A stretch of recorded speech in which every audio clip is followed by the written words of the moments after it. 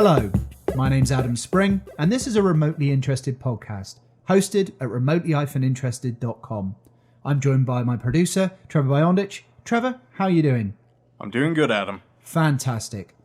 Howard Rheingold doesn't really need an introduction, but he's going to get one. He's a self-described communicator and artist. To me, he is more than something like an evangelist or a technology whisperer. His thoughts and opinions on technology are long-term. He's a soulful communicator. He's also the author of Smart Mobs, The Virtual Community, and Tools for Thought. We will also be joined by another interviewer today, Dr. Karadik Peters, who has followed Howard for a long time. If you would like to support the show, then follow us on Twitter at @thatinterested, at the website, which is remotely-interested.com, or at our Facebook page or our LinkedIn page. Hi, Howard. How are you? Good. Hello. How's it going? Good. Good. Little bit nervous of chatting to you, but very good this end. Please don't worry about it. Right. So we're all here then, are we? All right. Then, are we ready, Trevor?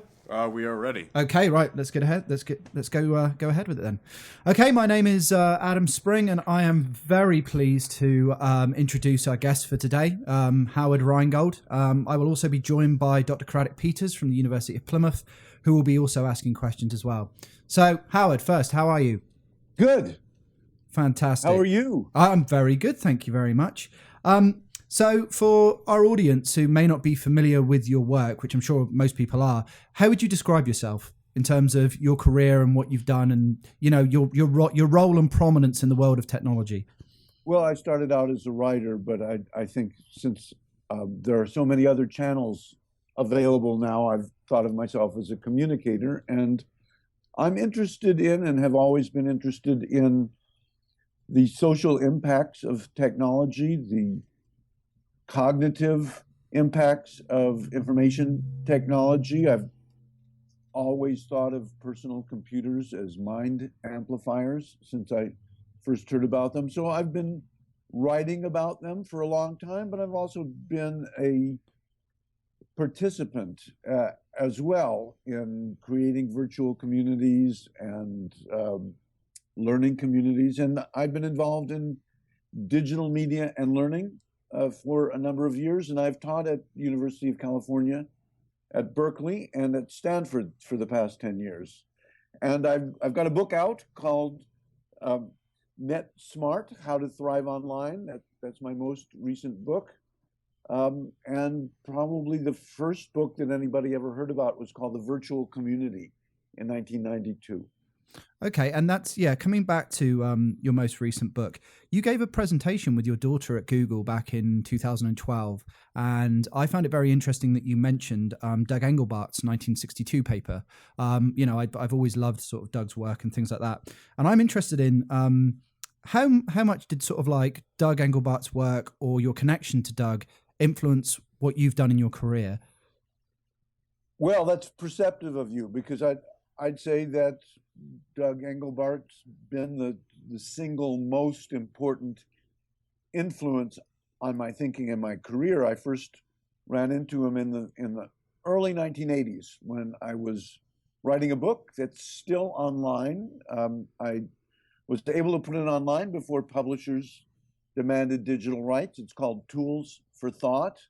It's in 1995 HTML, but you can read it online for free. And I was interested in that era when all the attention was on Steve Jobs and Bill Gates, talking about the people who had really created what we know as personal computing. And if you begin looking into that, you get to Doug Engelbart, and Doug was still very active in the early 1980s, and I met him, and I remember driving home from that meeting thinking that this was the most significant person I was likely to meet in my life, and I think that that's still true. I think he's much more well known now, but few people who know of Steve Jobs or Bill Gates understand that where this all came from didn't have much to do with profit. It had nothing to do with profit. It had to do with Doug Engelbart thinking the humans needed a better set of tools for thinking and problem solving around the problems that we were creating for ourselves. Yeah, I mean, I think, the stuff that he did on augmenting, the collective IQ, it's even now, like, particularly, it's prominent at the moment with distributed computing and things like that. And he was so, the guy to me was just so ahead of his time. It was just absolutely sort of, yeah, I'm a big fan of his work. But sort of like following on from that is, how would you sort of like describe the importance of Vannevar Bush's 1945 article, which obviously influenced Doug, and sort of like Engelbart's work in the 60s in terms of shaping modern computing? You've kind of touched on that a little bit, but is there anything more you would actually say along those lines in terms of the importance of figures like that in that early post-war period? Oh, absolutely. If you had left it to the computer industry, or if you had left it to computer science as it was way back then, we wouldn't have personal computers. We'd still have these kind of cathedrals where you had to submit your program to the programming priesthood.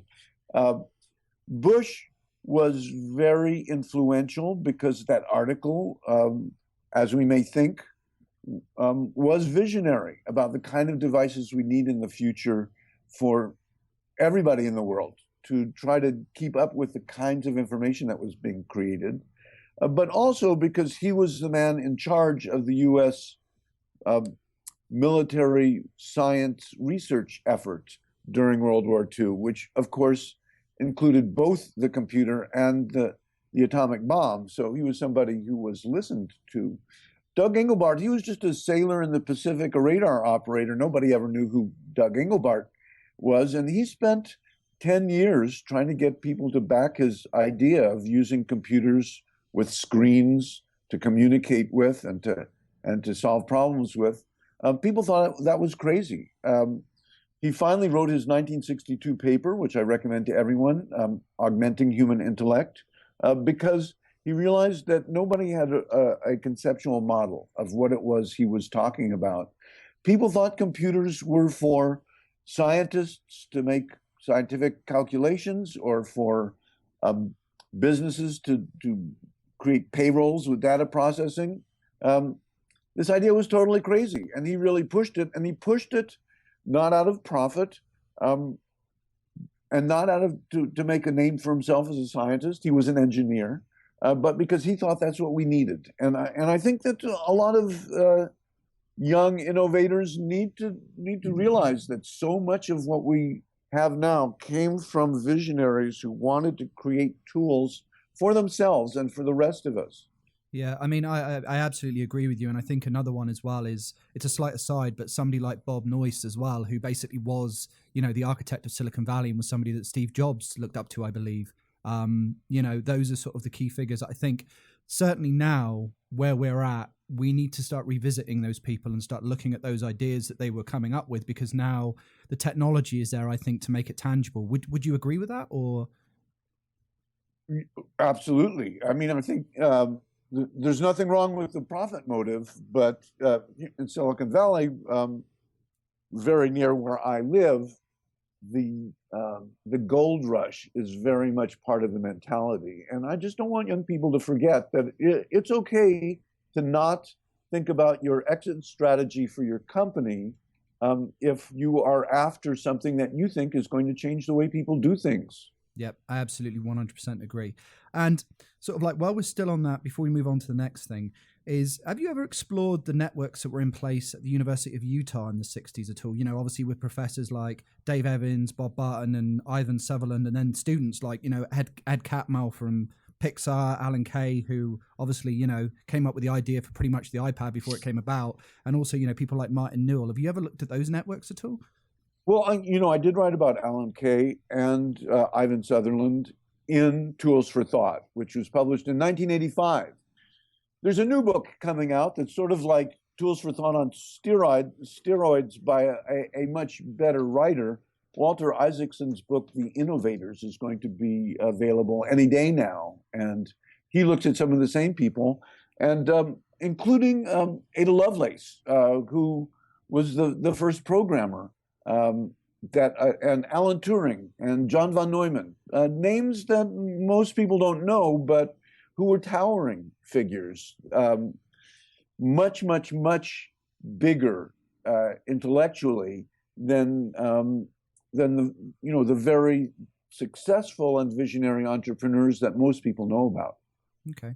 Craddock, do you have any questions at all? This is a good time to interject and bring you in. All right, okay.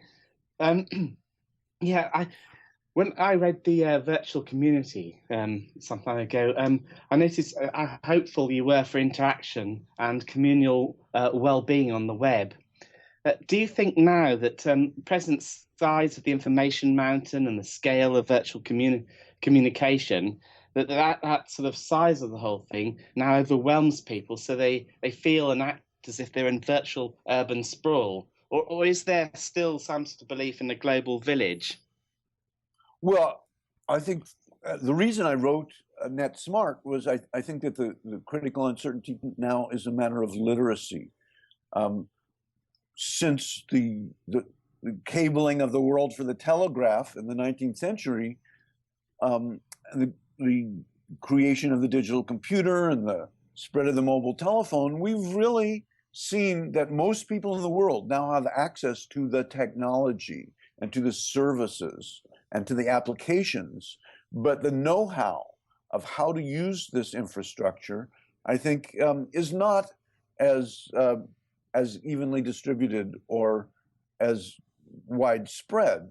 And knowing how to deal with this flood of information, I call it infotension, how to manage your attention, how to find the information you want, how to ignore the information you don't want, that's a skill that people need to learn.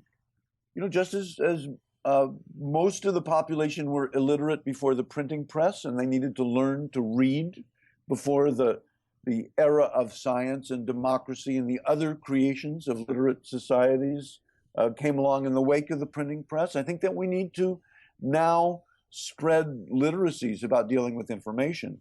And I will note that there's a very interesting book by the name of, I can't remember the name of the book, by Blair recently, that pointed out that there were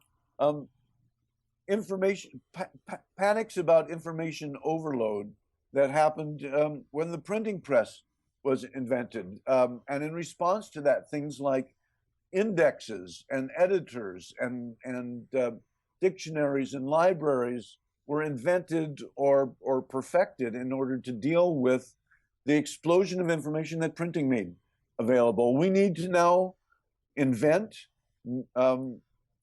tools for dealing with information, but I think also people need to learn how to deal with it. Well, yes. Apart from just trying to quantify and trying to catalogue information, the other way people dealt with things in the 19th century was seeing things in terms of particular networks, in terms of particularly things like transport and industry, that they focused, rather than trying to deal with everything, they dealt with just one particular type of network. Well, I'll have to say that networks, people think of social networks in terms of Facebook, but online social networks are really a mediated amplifier for something that humans have done since we were humans. In fact, I think anthropologist Robin Dunbar has written about the emergence of human language as a means of keeping track of our social networks. So social networks have always been incredibly important. When you talk about the railroad and the telegraph, which of course went together, that was really the beginning of this acceleration of communications, the shrinking of the world, and I think also an acceleration of the pace of life. We turn to our social networks for information. Increasingly, the college students I teach get a lot of their news and information not necessarily directly from the journalistic sources, but are directed to those by their peers through social networks. And I think between algorithmic tools that help us sort through information and an increased, again, literacy about how do we use our social networks to find the information we want and to collaborate with people, we're seeing the emergence of a new way of dealing with this abundance of information. You know, the term personal learning network comes up a lot. Yes, yeah. And I think that that's So it a is skill that students ought to learn, is how do they use these tools to cultivate networks who they can learn from. Yeah, so it's very much focused around groups of people, working in similar sort of things, or well, there's so you've got a your difference student- between yeah. a network and a group. When you think of a group, you usually think of the tightly bound and Yes. closely bounded group in which everybody knows each other, and there aren't very many people from outside the group. In a Yes. network, I know the person who cuts my hair, and I know my students. My students and the person who cuts my hair don't know each other, but they're both part of my network. For most of human history, people have lived in these tightly bounded groups. Communication and transportation technologies have enabled us to enlarge our networks to include many people who don't know each other, and also many people who are not inside the boundaries of our core group. And so we're dealing with the effects of that. I think modernity is about that. In the 19th century, when people started leaving their villages and farms and went to cities and factories, there was a lot of turmoil about that kind of social change. We are still dealing with the turmoil from that kind of social change, and it has its negative and its positive aspects to it. I'll have to say generally about all the things that we're talking about is that communication media amplify human capabilities and human proclivities. And some of those are beneficial, and some of those are destructive. Okay. I find this quite interesting from the point of view, because I'm now sort of like a Brit now living in the US. So in one respect, I'm kind of a little bit culturally off center. And there's a couple of things I want to sort of bring up, but you've worked heavily on things like dashboards. And obviously dashboards are things that are used as a learning tool. They're used socially, but now they're also being used in a corporate capacity as well. And one thing I've noticed on the corporate angle, certainly in the US, is that basically your social life is now trying to be tied to a brand. You know, say for instance, like with integrated retail, it's going from basically just one transaction to trying to basically to get people to have some sort of personal relationship with that actual brand. You know, so yeah, in terms of dashboards and information filtering, where do you see that sort of stuff going? Well, I call it infotension. It's a combination of training your attention to focus on the things that are the highest quality information that are most closely related to what you want to know, and learning not to be distracted by all the rest of it, but also the skill at using the various tools that are available to us. So there's something called RSS for really simple syndication that probably most people don't know about. I find that my students who are pretty sophisticated, most of them don't know about it. It's a way of subscribing to the information flows coming from people's blogs or Twitter accounts that are of interest to you, rather than hunting for the information, having it come to you and doing it in a way that you can arrange it in what's called an RSS aggregator or newsreader, so that you can see the headlines, you can quickly scan the information, you can pay attention to the information that's the most relevant to you and ignore the rest of it. Learning how to create these dashboards for yourself and to combine them with your kind of attentional discipline, I think is a very important skill. That's one of the things that I teach my students. It's, again, we could probably just have a conversation about this.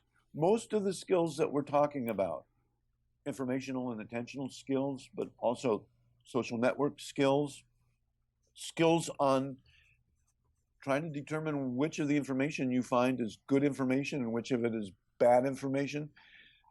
None of these have really entered the schooling system. Educational institutions change much more slowly than technology does.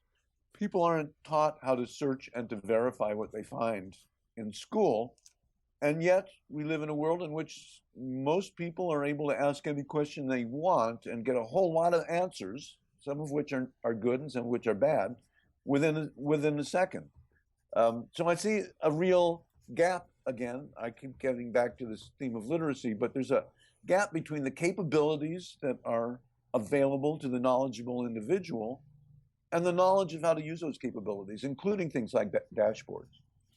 Okay. And sort of, what's your opinion of things like the Internet of Things and the third industrial revolution, and this move towards what could be seen as a symbiotic web? I guess what Sherry Turkle called, a second or digital self and things like that. How do you think this is tying into your ideas of infotension and things like that?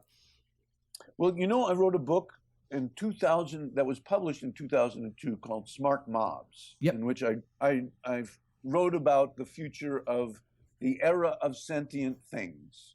And in a sense, that's what we're seeing with the Internet of Things. And I think there's going to be a lot of magic, a lot of things that we would like to happen. You can do with the wave of your hand or by looking at something. But I think there's also going to be a lot of magical thinking. What if you are a 2-year-old and the doorknob on a room opens when you approach because that doorknob recognizes you? That 2-year-old doesn't know that doorknob only knows how to recognize the 2-year-old. It doesn't know everything else. So I think we're going to live in a kind of a somewhat magical, but also somewhat haunted world. And sometimes things are not going to work and nobody's going to know why. And we're beginning to experience some of that. So that was what I thought, 13 years ago. And I think we're just beginning to head into that era. And I haven't really tracked it a lot since then. Okay, so also you've done a lot of work with things like Arduino and open software and open hardware and things like that. Would you like to talk a little bit more about sort of like the importance of things like Arduino and Raspberry Pi and things like that from a teaching point of view or from a learning point of view? Well, it's hard to describe what a breakthrough it is to be able to build your own computer for about $35.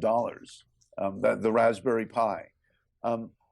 I'm an artist, and I can now make lights light up. I can make my art make sounds. I can wave my hand in front of it and have it react because I'm using an inexpensive hardware controller platform called Arduino that was created to enable people to make things move, make things light up, make things sense the environment. You can put in infrared and radar and chemical sensors in these things. And again, that's only about $25 for an Arduino. So now I think it's possible for lots of young people, and it's important, I think, to include as many females as possible in learning to love tinkering and engineering in actually being the authors of, and not just the consumers of, the technology they use. I think it's not just about creating innovations that affect everybody. It's about having some control over technology and not just being a victim of technology. So I'm very excited about personally being able to create things using Arduino and Raspberry Pi that I just couldn't afford to create and that I wouldn't be able to learn how to create. There are wonderful systems of learning around all of these technologies, and they're free. So it's a wonderful opportunity. And I'm going to have to sign off very quickly. Thanks for this opportunity to talk to your listeners, and let me know when this podcast is available, and I'll help spread the word. Wonderful. Can I ask you one more question before we go, though? Just one more very question. Very quickly, yes. Okay. If there are 5 resources, it could be anything, a book, a website, anything like that, that you would basically tell the listeners to go away and look at, what would those 5 things be? Or just up to 5 things?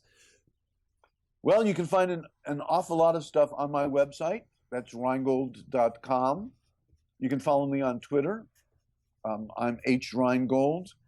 I think that Walter Isaacson's book that's coming out now is pretty important. It's called The Innovators. And my most recent book, Net Smart, How to Thrive Online, about those literacies I was talking about. I don't know whether that's 5, but those are what I think of off the top of my head. I said up to 5 and it's good. And because it's you, that's fine by me. All right. All right. All right. Thanks, Adam. Thank you, Howard. I really thank appreciate you. it. You have a great day. Thank Okay, you. bye. Bye, Cheers. Caroline. Bye. Bye. Bye. Well, that was great. And I would just like to thank Howard for basically his time and also for answering all of the questions that we obviously asked him. So, Craddock, what did you think of that? It's great. I'm really excited by it. Learned a lot from it. Yeah, I mean, I thought that his point about RSS feeds was very interesting. And I have to admit something that, I myself have ignored. So, what do you think of that? Yes, I mean, it's one of those things that some of us probably have almost forgotten about, and others are too young to remember it starting. The RSS feed, rich site summary feed, in case you don't know what it is, for those listening, it'll actually say on a site RSS feed, or it might have a little orange box with a dot in the bottom left-hand corner with some waves coming out of it. You can use that to ensure not just you visit the site once, but anytime new information comes up, it'll be sent to you. But you don't even have to wait passively for that to come to you.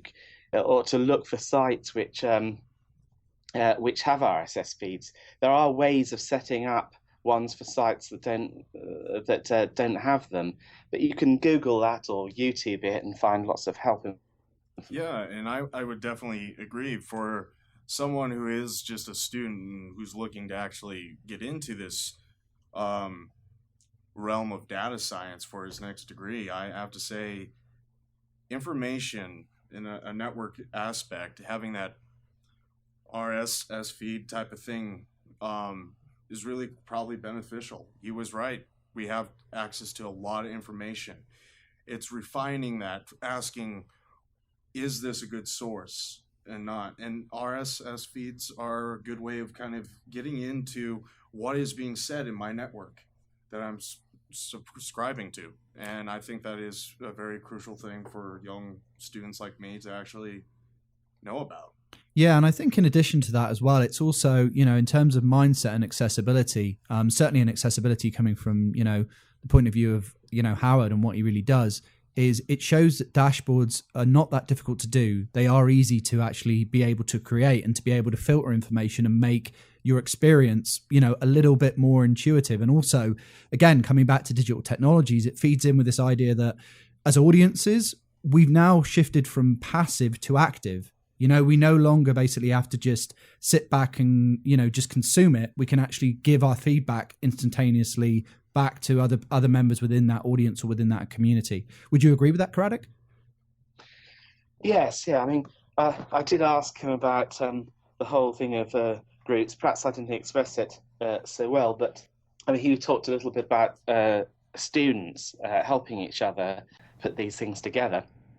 How to use networks, a bit like in the old days, people learning about things like trains or use of technologies like the telegraph, those sort of linear sort of networks. That yes, of course. I mean, as he said, it's not about a group in the sense that we might think of a group of friends around a table chatting. Everyone has their own networks. Everyone constructs their own networks. But we, when we're trying to start up, we obviously have to learn all the techniques of how to access these things. And that's what a lot of his help videos and information. He does a lot of stuff on internet, and you can see onto his website there are various links to his videos which instruct you about these kind of things. Yep. And I think on that note, that's a great point to wrap up. I think it was a fantastic interview. Howard is obviously always welcome back. I hope you, the listener, enjoyed it. And it's goodbye from me. Trevor, you good? Yep. It's goodbye from Trevor. And Craddock, are you good? Yeah, great. Thanks. And it's goodbye Thanks from for having me. Oh, well, thank you for being on. Okay, so until next time, I'll see you soon. The Remotely Interested podcast is listener supported. You can support indirectly by following the links at remotely-interested.com, or you can support directly by becoming a sponsor of the show. If you would like to become a sponsor of the show, follow the links on the remotely-interested.com website. Hello, sticker lovers. Stickerrobot.com is your place, your one go-to to basically get stickers for your business. Sticker Robot has done stickers for Google, they've done stickers for Facebook, they've even done stickers for Hot Wheels. If you need stickers for anything in any walk of life, go to stickerrobot.com.